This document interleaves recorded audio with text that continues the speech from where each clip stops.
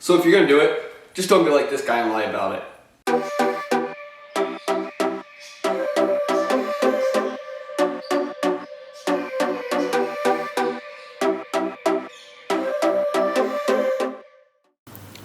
Delicious.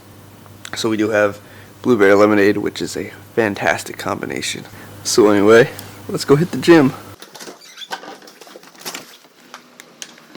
Where I live, it is freezing right now. It is 19 degrees out.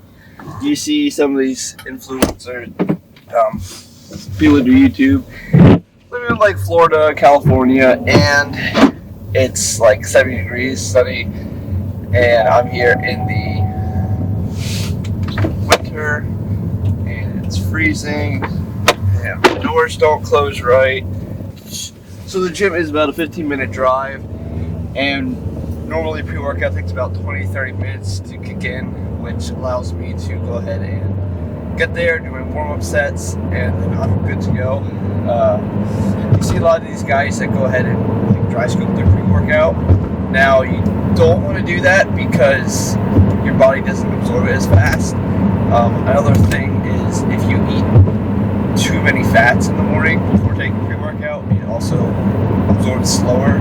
So if you want to have the best effect, you want a high carb, medium protein, and low fat breakfast, and then take your pre-workout. Now, like I said, I wake up first thing in the morning and go work out. I feel like it sets up my day. It allows me to just have that mindset of, okay, we're on track for the day, we're going to do stuff, get things done. So today is leg day. I'd say that my biggest flaw was when I was training for a marathon. Did not do legs at all, and I lost a tremendous amount of strength.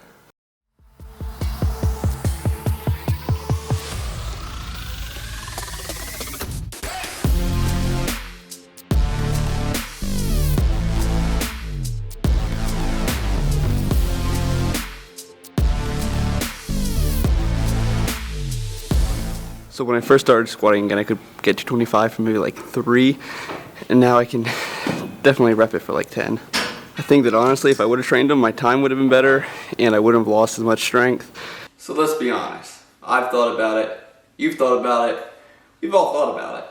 What makes somebody natural versus not natural? Well, I think we all know the answer. So some of you may think, oh, well, you take creatine.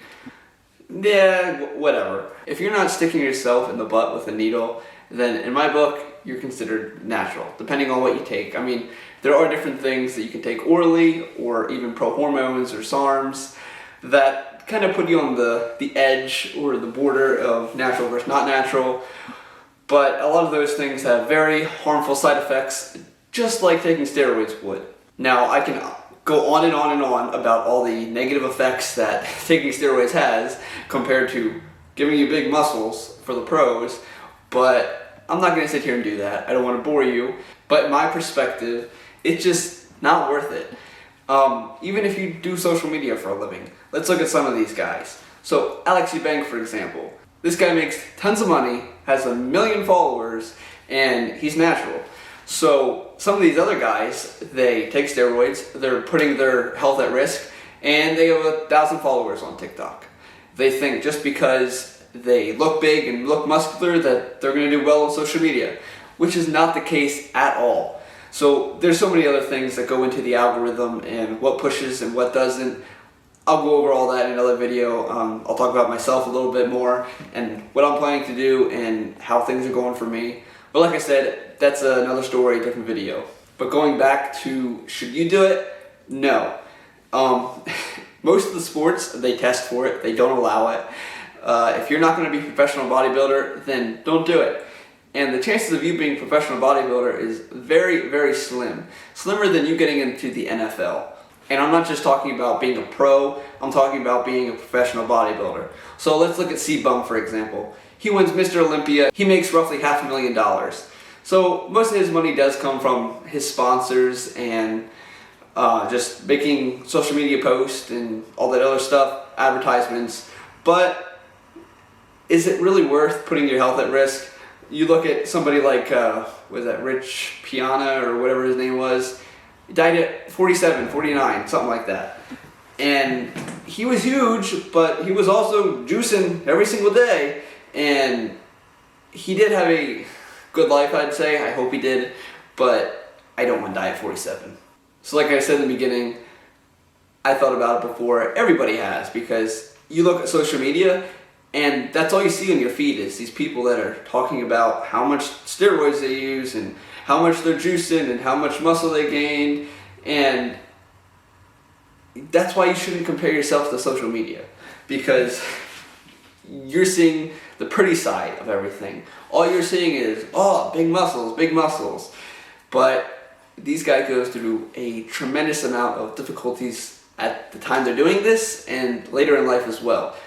So therefore, once again, I highly suggest that you don't do it, because you're most likely not going to be a professional bodybuilder. You're most likely not going to be a professional athlete. And you're more than likely can make it on social media without actually taking steroids. So anyway, I hope this puts things into perspective. If you guys have any questions, let me know. I can also make another video that actually talks about all the pros and cons and go into a lot more detail of that, so you can actually understand why I think steroids are terrible for you and why you shouldn't do them. Well, anyway, see you in the next one.